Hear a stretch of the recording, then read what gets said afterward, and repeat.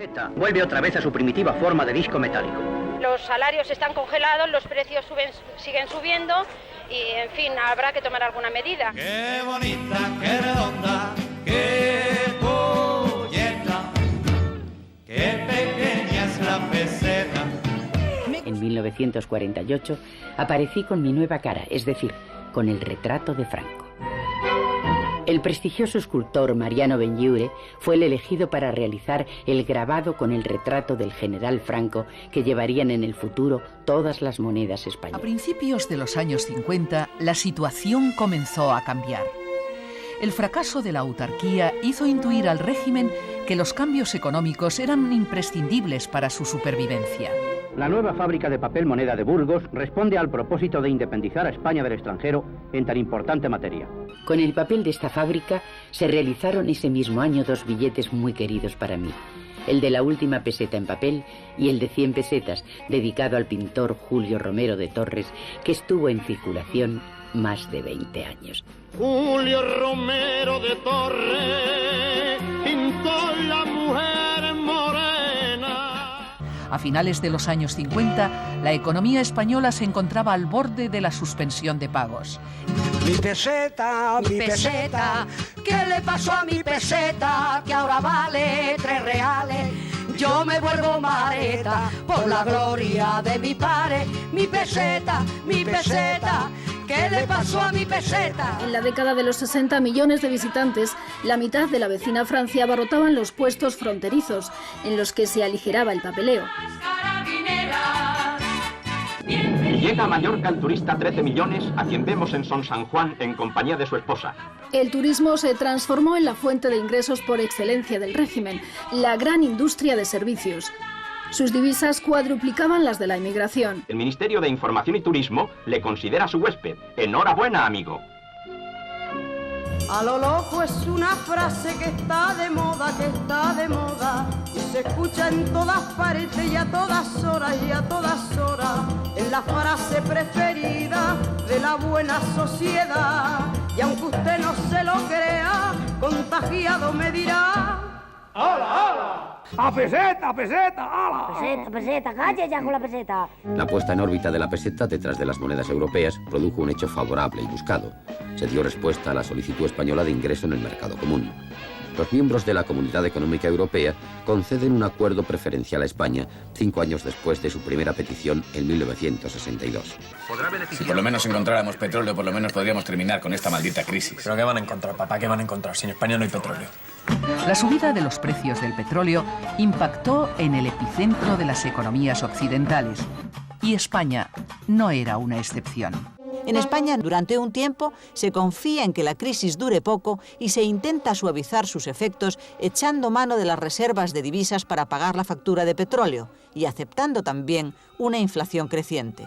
Pero no se toman medidas drásticas y el consumo de energía en nuestro país no solo no se reduce, sino que aumenta. Y por si no fuesen poco, las subidas de 1974 comienza 1975 con nuevas subidas.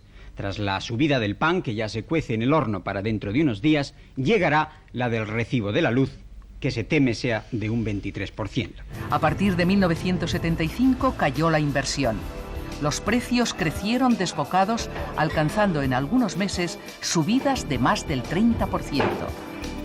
El dinero en circulación había crecido tanto por entonces que el Banco de España encargó un billete de 5.000 pesetas, pero el temor a acrecentar la inflación hizo que el gobierno retrasara su salida. Y no salió hasta después de la muerte de Franco. Vamos a terminar con información recibida directamente desde el Palacio de la Moncloa, considerado en medios políticos como el acontecimiento más importante de la vida española después de las elecciones del pasado 15 de junio.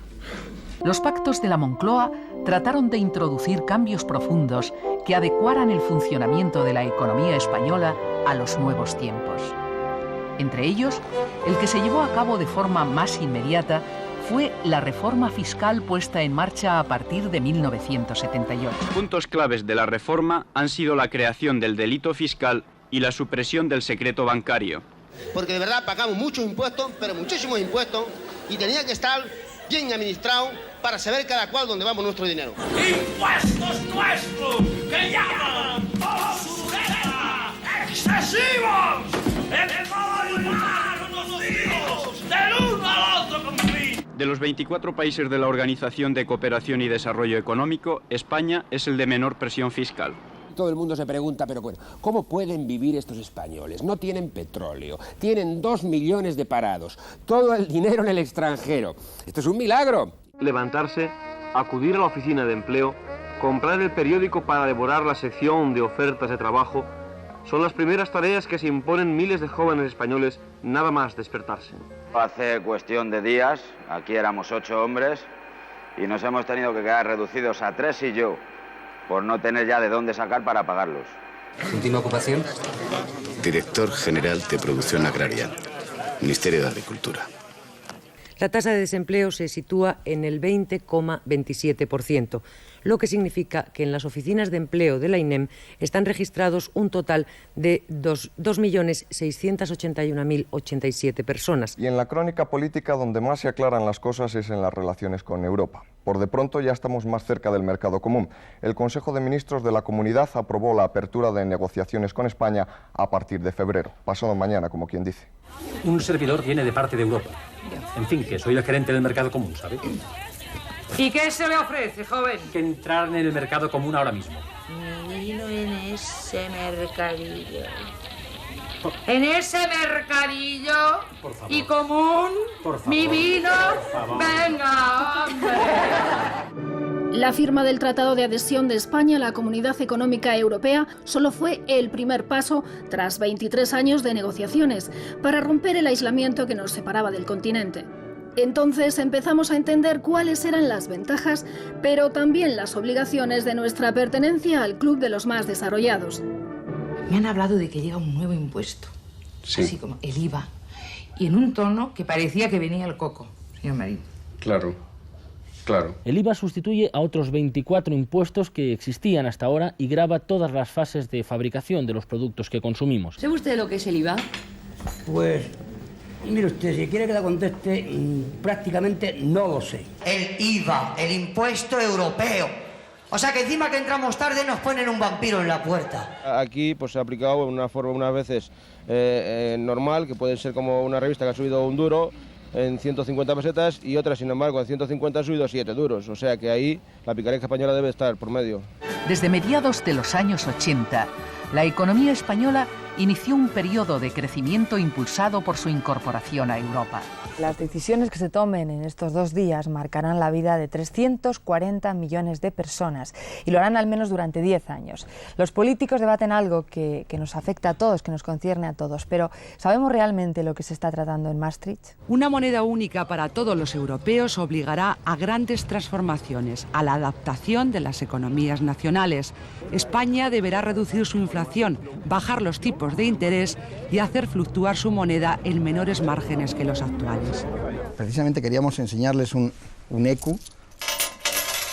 Vamos a ver. Esta será la moneda que puede unir perfectamente a todos los europeos a partir del martes. En 1993 habrá un mercado sin fronteras para los europeos. Además, antes de que acabe el siglo y está a la vuelta de la esquina, los más de 300 millones de ciudadanos de la nueva Europa verán desaparecer sus monedas nacionales. No habrá ni pesetas, ni francos, ni liras. Todo lo compraremos en ecus. Una moneda que es casi como un duro de los nuestros. Se parece un poco, por cierto, que aún tenemos duros vigentes de los antiguos. El 1 de enero de 1997 perdieron su valor como monedas y fueron retiradas de la circulación todas las monedas que llevaban la efigie de Franco. Pues bien, hay que ver lo que cambian las cosas. Ha cambiado todo en España menos las monedas. Para nosotros es otra vez buscar trabajo, todo el problema.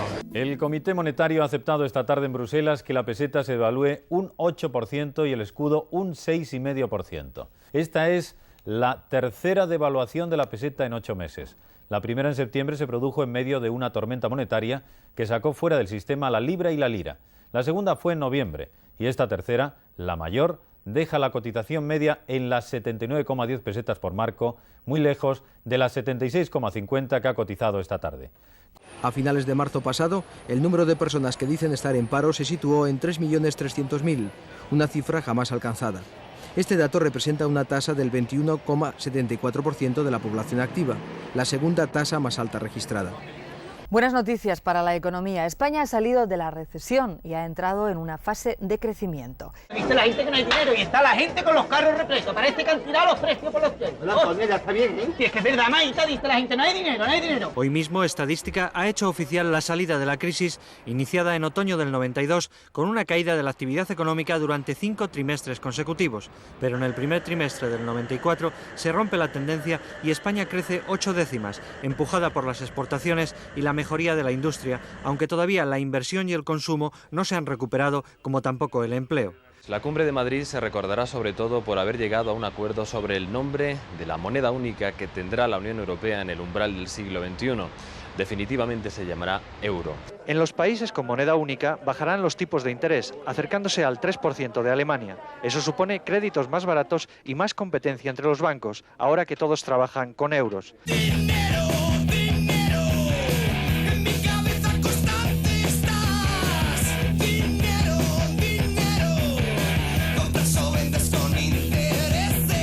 Nadie creía que España iba a estar hoy aquí participando activamente en el acto fundacional del euro, de la moneda única europea. Y la era del euro está a punto de llegar. El presidente del gobierno ha puesto en marcha la máquina de acuñar en la Fábrica Nacional de Moneda y Timbre. El euro acaba de nacer, pero le quedan 3 años para la mayoría de edad. No llegará a nuestros bolsillos hasta el próximo siglo, en el 2002. Los comerciantes pondrán poco a poco sus precios en euros y pesetas para habituar a los consumidores. Otra costumbre que recuperaremos será la del redondeo de los céntimos, que se hará sobre todo cuando tengamos euros en el bolsillo. Ya llega el euro, lo redondeo con picardía, todo lo que pueda, lo saboteo con alegría. Yo creo que me van a tangar y que en el cambio voy a palmar. El consumidor tiene que estar tranquilo que el redondeo se va a hacer a la baja. El redondeo eso ha existido toda la vida, toda la vida. Usted llega aquí 168, la he cobrado 170 y tan conforme. 167, la he cobrado 165 y la mujer está contenta. Evidentemente, pues hombre, en una barra de pan sí se puede notar que sube en una caña de cerveza, pero es que aquí el precio varía de un día para otro. Los ciudadanos temen perder la referencia del valor de las cosas. 1 euro son 1000 pesetas, 6 euros son 1000 pesetas, ¿no? Mira, este café ahora con lo del euro vale 90 céntimos. Y volvemos a los céntimos, anda que vaya lío. Estamos acostumbrados a los céntimos de antes, pues ahora hay que acostumbrarse a los céntimos del euro. Y temen sobre todo que los empresarios aprovechen el cambio de moneda para subir los precios. Hoy es un día muy especial para mí. Muy pronto voy a dejar de estar con ustedes. Hoy, 19 de junio de 2001, es el último día de mi acuñación. Hoy quiero insistir en la importancia de los comercios con la llegada del euro. Son importantes a la hora de transmitir confianza y seguridad al consumidor, que en algunas ocasiones puede ser decisiva. Es importante que recuerde esto: los precios no cambian, solo cambia la moneda. Y es importante también que en los comercios den confianza a sus clientes.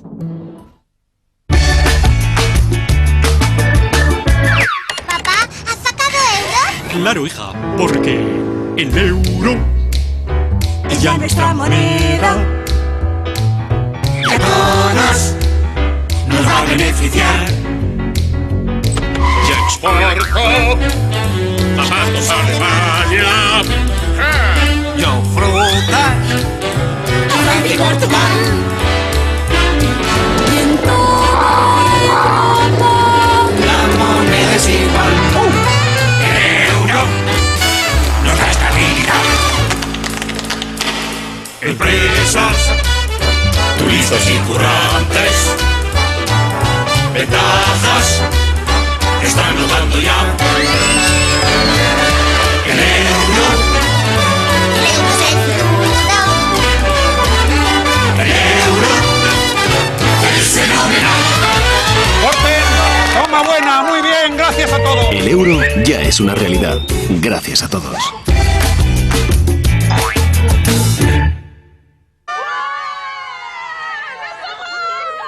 Un aluvión de ciudadanos colapsa los cajeros automáticos en la madrugada del 1 de enero.